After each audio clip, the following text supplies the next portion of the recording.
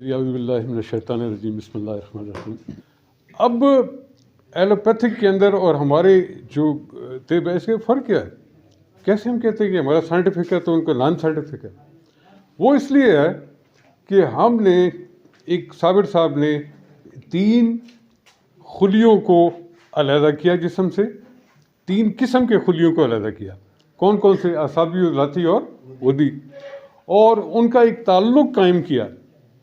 جب تعلق قائم کر لیا تو پتہ چلا کہ ان میں سے نا ایک نظریہ پیش کیا کہ اگر ان میں سے کوئی بھی سسٹم اپنی ایک اوور پاور کی وجہ سے نا اگر یہ اس میں سوزش پیدا ہو جائے تو باقی 2 سسٹم کو بھی خراب کرتا ہے، ٹھیک ہے، اور پوری کی پوری طرح جو ہے نا یہ خود بھی خراب ہوتا ہے، ان کو بھی خراب کرتا ہے۔ جہاں پہ تسکین ہوگی وہاں وہ سسٹم کام ہی نہیں کرے گا، اور اگر تسکین زیادہ ہو جائے گی تو فالج ہو جائے گا، ٹھیک ہے۔ جہاں پہ تحلیل ہوگی وہاں پہ چیزیں گھلتی جائیں گی، ٹشوز جو ہیں وہ خراب ہوتے جائیں گے اور گھلتے جائیں گے۔ جہاں پہ سوزش ہوگی وہاں پہ خون کا دوران نہیں ہوگا، اس کے آس پاس تو ہوگا۔ یہ ہم نے سارے نظریے بیان کیے ہوئے ہیں صابر صاحب کے، تو وہاں پہ خون کا تو وہ بھی جگہ بھی متاثر ہوگی، ٹھیک ہے جی۔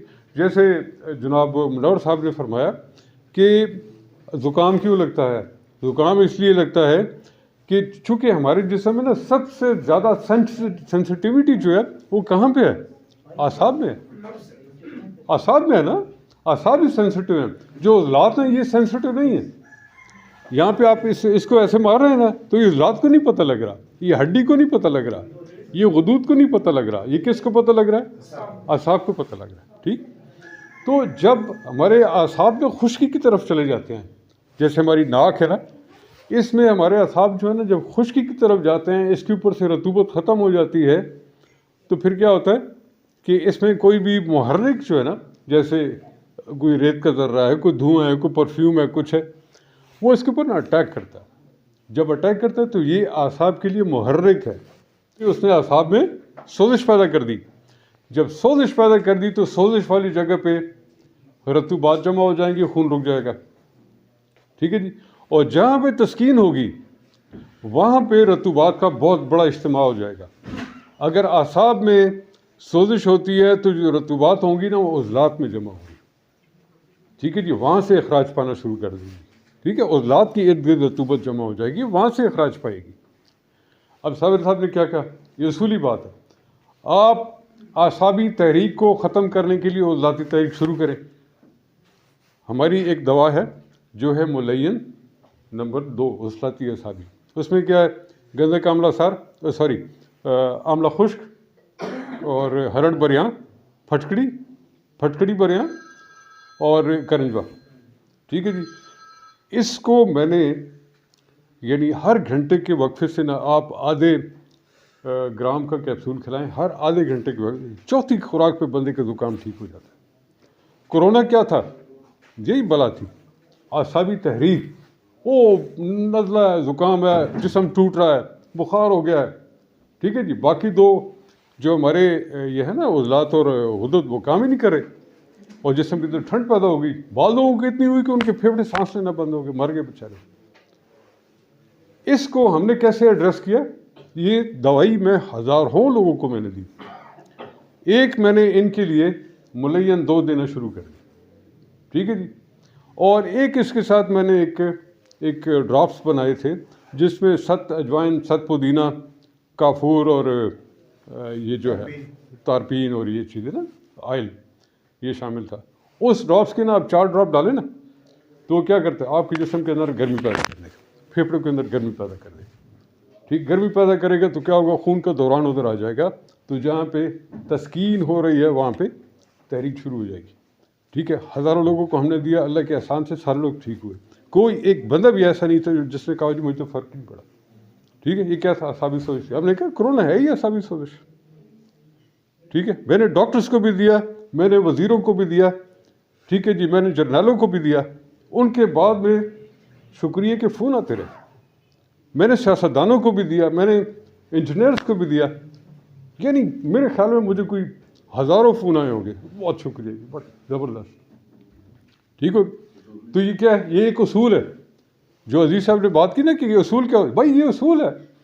ہم دوا دیتے ہیں بندہ ٹھیک ہوتا ہے، آپ کا کوئی اصول ہی نہیں ہے. ٹھیک ہے جی، آپ ایک ہی دوائی جو ہے نا وہ ذاتی سوزش کے لیے بھی دے رہے ہیں، یہ جی اس کا یہ اینٹی بایوٹک ہے، آپ اعصابی سوزش کے لیے بھی وہی دے رہے ہیں، وہی ٹکائے جا رہے ہیں، آپ کو کوئی پتہ نہیں کہ اس کا اثر کیا ہوگا. ٹھیک ہے جی، آپ 4 اینٹی بایوٹک لکھ کے دے دیتے ہیں. تمام اینٹی بایوٹک جسم کے اندر خشکی پیدا کرتی ہیں. اگر آپ نے ذاتی تحریک پیدا کر دی کسی کی اور اس کو آپ اینٹی بایوٹک دیتے رہے تو اس کے گردے فیل ہو جائیں گے، اس کا جگر کام چھوڑ دے گا.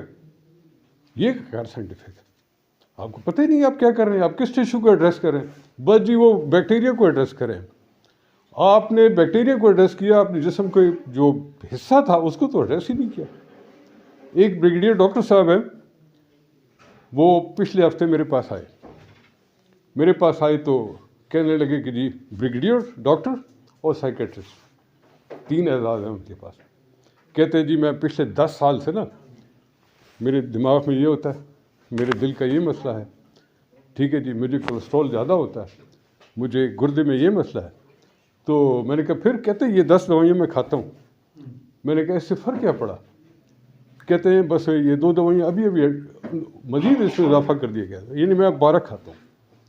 تو میرے پاس ایک مشین ہے، ٹھیک ہے نا، وہ ریزوننس انالائزر ہے.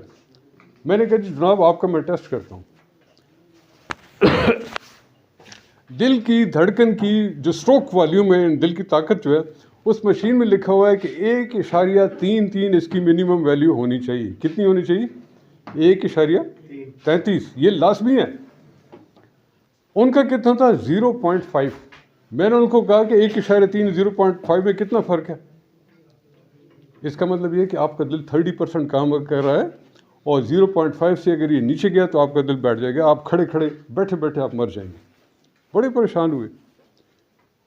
میں نے کہا جناب اگر یہ اس طریقے سے آپ کا سسٹم چلا تو آپ اور کتنے دن زندہ رہیں گے؟ آپ دوائیں کھاتے رہے جو آپ 12 کھا رہے ہیں، کھاتے رہے. آپ کے 10 سال میں دل میں کیا امپرومنٹ آئی؟ کوئی نہیں آئی. الٹا جو ہے نا ڈیٹیریشن ہو گئی.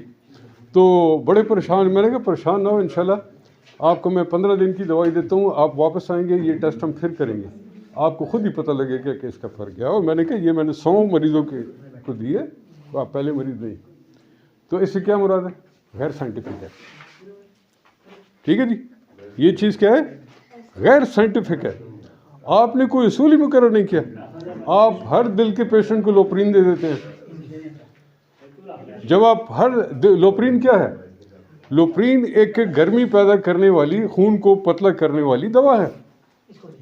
ٹھیک ہے، یہ لوپرین ہے. آپ دل اگر اس کا اعصابی وجہ سے خراب ہے تبھی آپ لوپرین دیتے ہیں، عضلاتی سے خراب ہے تبھی لوپرین دیتے ہیں. اور جس کا عضلاتی سے خراب ہے، جس کا برین ہیمریج اس کو بھی لوپرین دی جا رہی ہے. جی یہ کیسا علم ہے؟